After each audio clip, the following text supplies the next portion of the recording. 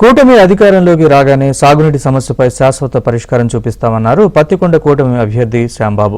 జగన్ పాలనలో 20 ఏళ్లు వెనక్కి వెళ్లిన రాష్ట్రం చంద్రబాబు హయాంలో ప్రగతి సాధిస్తుందని ధీమా వ్యక్తం చేశారు.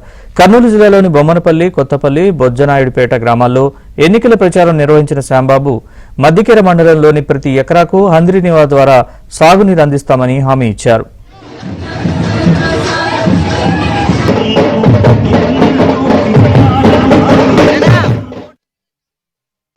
మన యువతని చెడగొట్టడానికి జగన్మోహన్ రెడ్డి సీఎం అయినట్లు తయారైంది. అదే కాకుండా మన యువతకి చదువుకునే వాళ్ళు ఉన్నారు, ఆంధ్రప్రదేశ్ స్టేట్ లో బ్రహ్మాండంగా చదువుకునే వాళ్ళు ఉన్నారు. కానీ వాళ్ళకి ఎవరికి కూడా ఉద్యోగాలు మాట్లాడే విషయము ఈ గవర్నమెంట్ నుంచి ఎవరు మాట్లాడటం లేదు.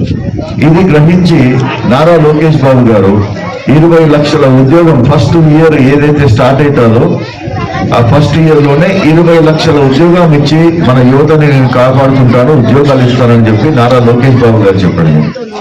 అలాగే చాలా మంచి ప్రోగ్రాంలు ఉన్నాయి మన కాడ.